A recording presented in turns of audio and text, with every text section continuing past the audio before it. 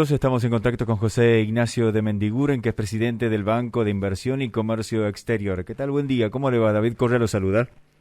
¿Qué dice David? ¿Cómo está usted?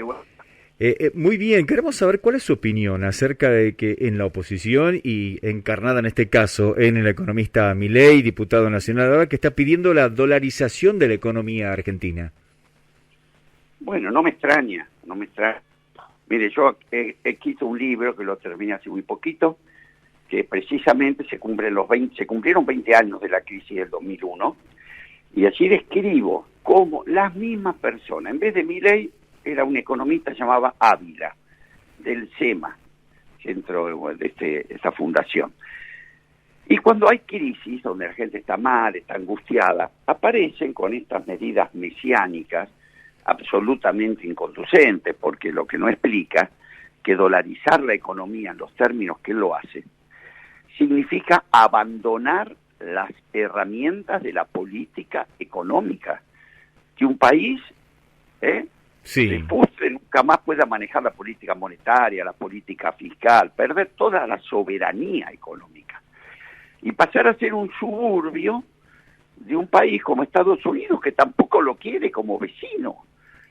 Entonces, solamente con un acuerdo con la Reserva Federal de Estados Unidos, que estuviera dispuesta a actuar, ¿no?, como si fuera un banco central en la Argentina, prestamista de última instancia, que en caso de una corrida pudiera salir a calmar un sistema financiero, cosa que es imposible, lo que están planteando es una locura. Entonces, si usted tiene un problema en manejar la política monetaria, lo que tiene que hacer es aprender a manejarla o cambiarla. Lo que no puede, porque usted tenga un panadizo en un dedo, cortarle la mano.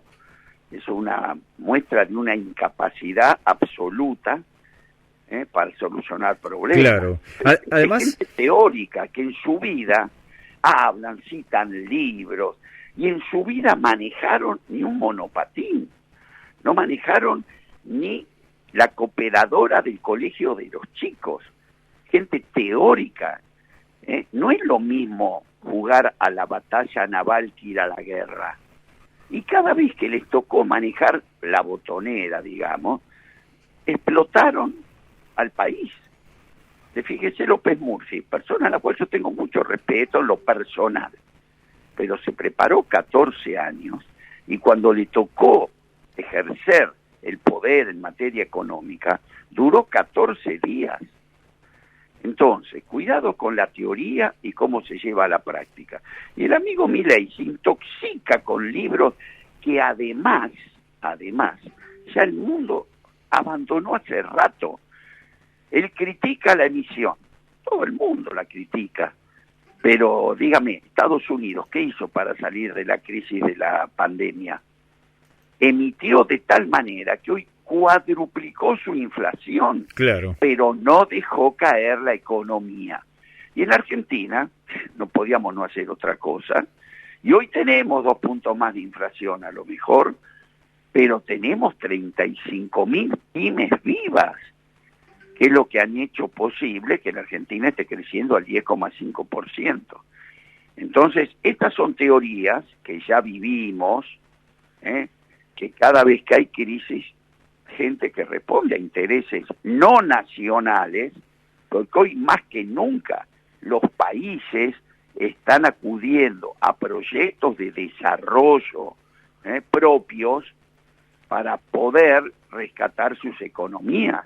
Y es lo que le dice, no, entregá tu economía, entregá tu soberanía monetaria. Entonces creo que hay que sorprenderse, ¿no? Es absolutamente inaplicable, pero yo digo, ¿quién está atrás de esta gente? ¿Quién está? Yo no dudo, lean mi libro, Argentina se llama 2020-2021, la historia secreta o la historia no contada de la gran crisis, y después, ahora lo vamos a presentar en Tucumán también, y después explicar, que esto es lo más importante, la historia sirve para no repetirse en el futuro, ¿no? no para quedarse en la historia. Además, de Mendiguren hay dos ejemplos muy concretos y que lo tenemos acá cerca, y que es, por ejemplo, que son El Salvador por un lado y Ecuador, dos países que dolarizaron su economía, pero en el caso de Ecuador, por ejemplo, aún así, con la dolarización, tuvo que pedir ese país auxilio al Fondo Monetario Internacional en el 2019, en el 20 y en el 21, y no ha terminado, por ejemplo, con la pobreza y el desempleo. Pero mire, yo estuve en Ecuador, hablando con gente del gobierno de Ecuador, están desesperados de cómo salir, porque eso es fácil entrar, y además Ecuador es una economía muy chica, que cualquier banco, el Banco Galicia de la Argentina, podría estar como prestamista de última instancia, es decir, si hay una corrida, salir a bancar esos dólares. Pero un país de la magnitud de Argentina, dígame dónde está. Es decir, ¿sabe quién dolarizó? Ecuador, como usted dice, Panamá, las Islas Marshall y Micronesia. Entonces, son disparates que le demuestran a dónde puede llegar esta gente sin ninguna teoría ni capacidad de manejo de nada.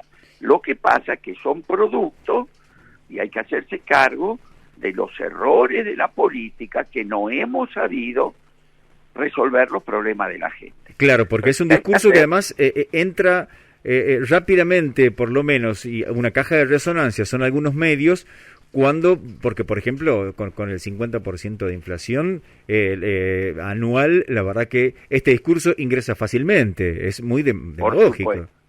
Usted muy bien lo dijo, nuestro problema hoy, porque fíjese, Tucumán, yo estuve hace un mes en Tucumán inaugurando empresas que siguen integrándose en el sector avícola, cereales, pero fíjese una cosa, hoy la economía real de la Argentina, que es la que siempre salva a la Argentina, la del interior del país, hoy se está poniendo de pie.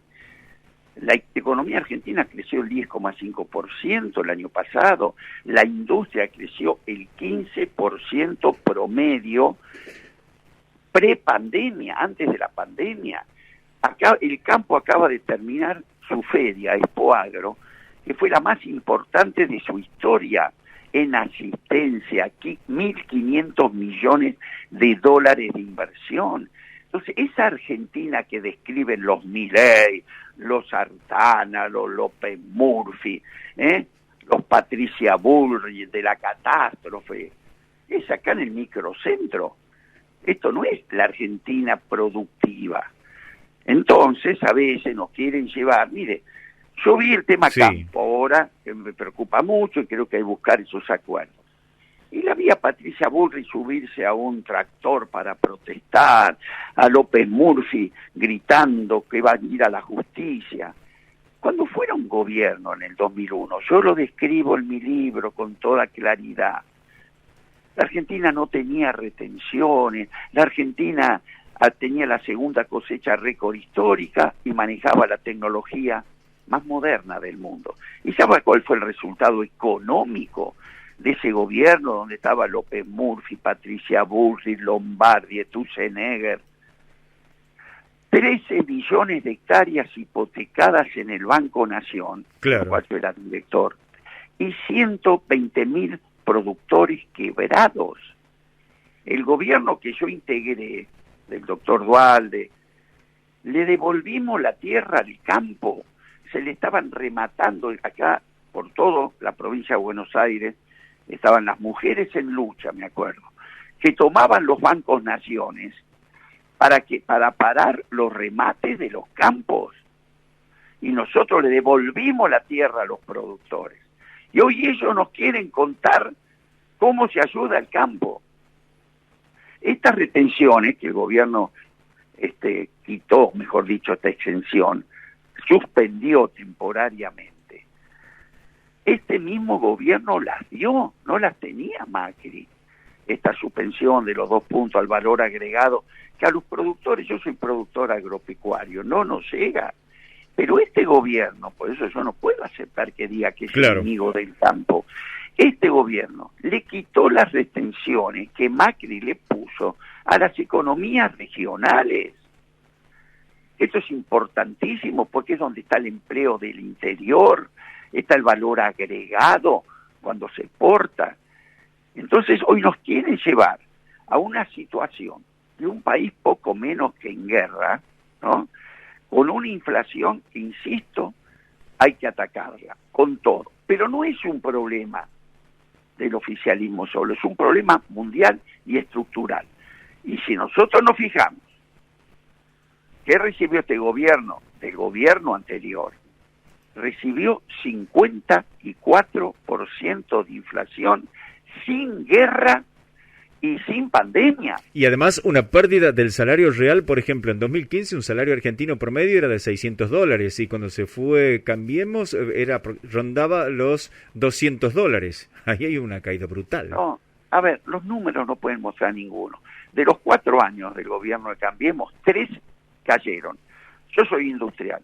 No hubo un solo sector de la industria que haya terminado después de 4 años del gobierno anterior mejor de cómo empezó el gobierno anterior. Récord de inflación, récord de déficit comercial, récord de déficit de la balanza de pagos, récord de fuga de capitales. Sacó las retenciones, las volvió a poner. Liberó las tarifas, las volvió a planchar. Sacó un cepo, lo volvió a poner. ¿Qué está hablando? Yo hoy escuchar que den consejos sobre economía es lo mismo que Jackie el Destripador hable de cirugía estética. Claro. Bien, de Mendiguren.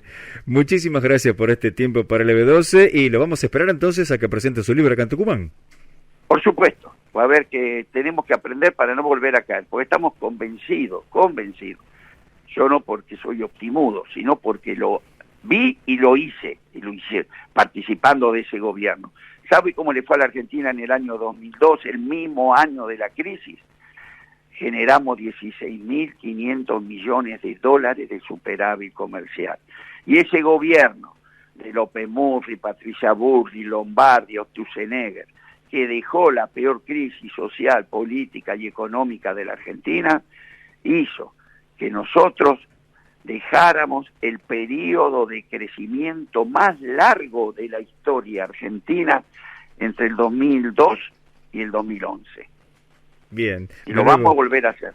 Muchísimas gracias por su tiempo. Que tenga buen día. A usted. Hasta luego.